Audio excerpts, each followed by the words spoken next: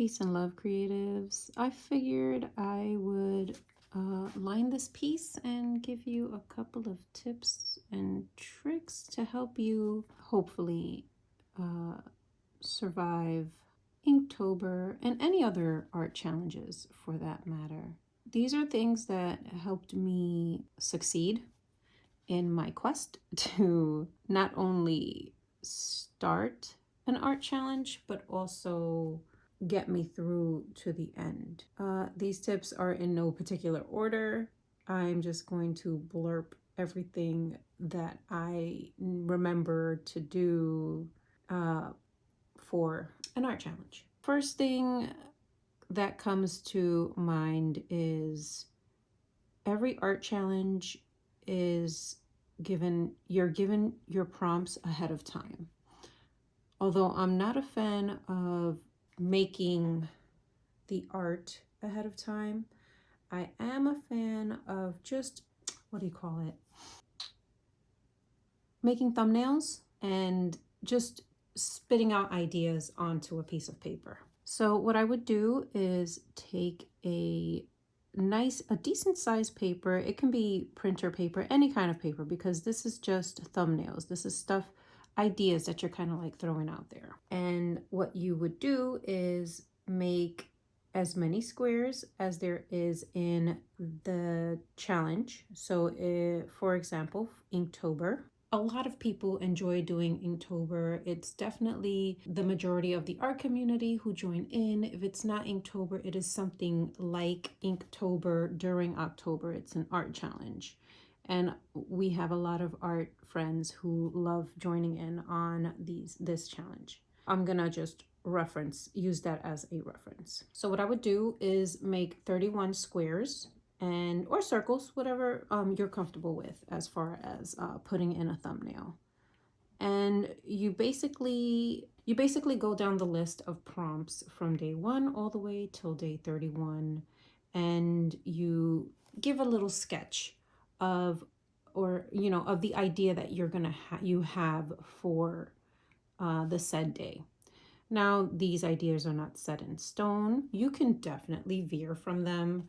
It's just something that's going to give you an idea of where to start on that day. And my reason for encouraging thumbnails is sometimes, well, most of us are very busy, and it's just one less thing on your plate for that day. You know what I mean? If there's an idea already thumbnailed, all you have to do is put it on a piece of paper that you're going to do the art on and color it in or ink it. The next tip that I could give you is deciding what material you're going to use for Inktober. Now, Inktober can be just ink, like initially what it started with, just black ink, and practicing your hatching and inking and all that. Or it can be alcohol markers.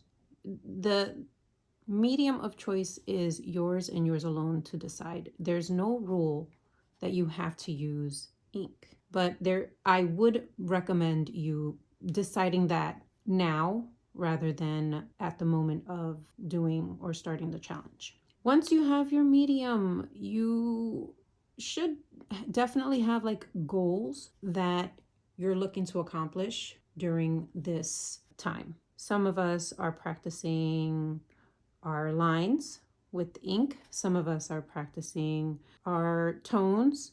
There's so many different things that you can practice while doing Inktober.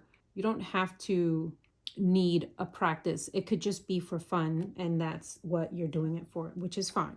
But I would recommend just having that on your thumbnail sheet, like, hey, this is just for fun. Don't get stressed out. If you're stressed out, just take a break and it's okay. Which leads me to my third tip. If you miss a day, it's not the end of the world. You're gonna be fine. So if you feel that you're stressed out and you're not having a good time, slow down, take a breath, because at the end of the day, this is something for you to learn. or improve upon in your skill, and being stressed out is not going to help you. Now, you might be asking yourself, who are you? And why do you think you have any kind of authority to give me any tips on how to or how to not do Inktober? And great question. I'm nobody. I'm just a fellow Inktober enthusiast who has done this for many years. One year I even made my own sketchbook to do Inktober, to practice on tone paper, and I just know the stresses of doing this art challenge, which leads me to another piece of advice, and that is, please do not try to keep up with anyone but yourself. You don't need to post every day what you did. You don't need it to look amazing and neat. You don't need it to look perfect. This is practice, right? This is supposed to be fun. I hope that you keep that in mind, because it's important to know that it's just practice. You're not going to do yourself any kind of favors if you decide that you're going to take it a little too serious. With that being said, taking it serious and all that, set yourself a time that is going to work for you for this art challenge. And if you're going to do it in the morning, try to stick to that. If you're going to do it at night before you go to bed. And my reason for stressing that is you're going to have more success if you attempt this challenge with the thought of knowing that, okay, I'm going to start this challenge and I'm going to do it as soon as I wake up. I'm going to have my stuff ready and this is when I'm doing the challenge. This is going to help you stay consistent and not lose track. Because if you're just going to do it when you have the opportunity, things happen, things come up. So having the time stamp of I'm going to do it right before I go to bed is going to give you kind of like a set schedule to have everything said and done. Now, you should also consider giving yourself a time limit on each piece. And if you veer from it, it's fine. But I recommend having a time limit for your pieces, only because we can get really, really caught up on the details as artists and end up what was supposed to be a quick half an hour piece of art. It turns into, I don't know, 4 hours on a small illustration that you definitely had no intention of taking 4 hours on.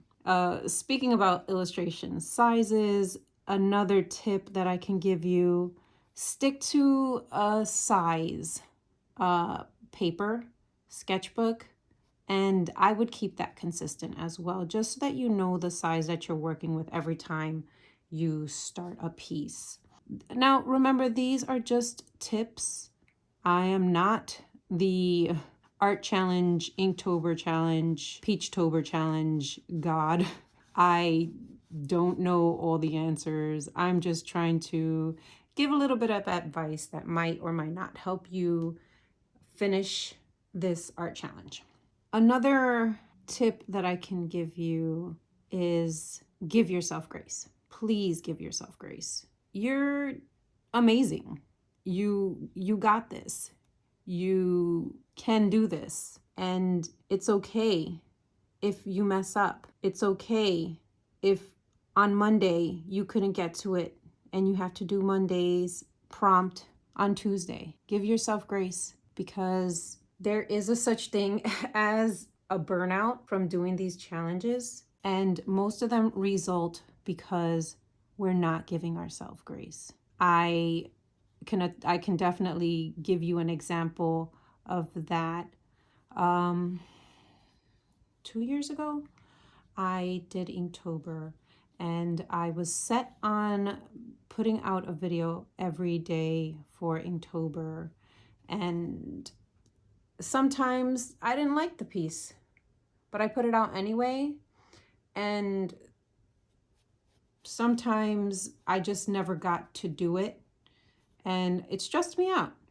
It stressed me out so much so that towards the end of it, because I was traveling during that time too, I just stopped. I think it was the last two prompts I didn't get to, and I just gave up. I eventually ended up finishing it. It just wasn't during the month of October. But I stressed myself out for no reason. Like, yes, Inktober is a challenge for the month of October, but that doesn't mean that if something comes up that you can't do it another day and finish it in November or even December if that's when you feel like doing it. You know what I mean? And part of the reason of my stress, I think anyway, is the fact that I decided to use a large sketchbook for that challenge. And that's fine. The large sketchbook wasn't the issue. The issue for me was not keeping a consistent size image for the sketchbook. So sometimes I went big, sometimes I went small. I didn't make like little frames and just put it together. You know what I mean? So I shot myself in the foot with that one, in my opinion. And that's why I stress having a set size for your illustrations for your art challenge. If any of these tips have helped you, just let me know in the comments. And just, I just want to know that, this is not going on deaf ears, and you're picking up what I'm putting down as far as some advice. I'm going to put images of my thumbnails just so that you see what I'm talking about, and hopefully it helps you. Don't overwhelm yourself with all of the different challenges that there are for this month, because there are a lot of different challenges. There are a lot of videos that give you tips and tricks on how to succeed with Inktober. And I encourage you to check them all out. But I also encourage you to be sure to take their advice with a grain of salt. You know what I mean? Like, it's advice. You can hear it and take it, but that doesn't mean that you necessarily have to follow it, So just have that in mind when you're watching other wonderful guides to help you succeed in this challenge. And that goes for me as well. Take the advice, what you want to take from it. You know what I mean? Like, don't think that everything I'm saying you have to take to the T. You know what I mean? Like, for word. But I hope that this helps you on your journey to a successful art challenge. If you would like to follow me on my Inktober journey, I will be posting possibly once a week for this challenge of the pieces that I've done. I'm not sure if I'm going to post the actual art, like, the work in like the actual painting or the inking that I'm gonna do, but I will post a video on what I got up to that week. And if that sounds like something that you'd be interested in seeing, maybe hit the subscribe button and the notification so that you know when that's coming, because a lot of times if you're not signed up for notifications, you won't see my videos. Just something to think about or consider, I guess. I don't know. Do what you want to do. If you made it to the end of this video, I just want to thank you for watching to the end of this video. And if you did, put in a pumpkin and I will select a winner and send them a sticker of this print. Thanks for watching. Peace and love.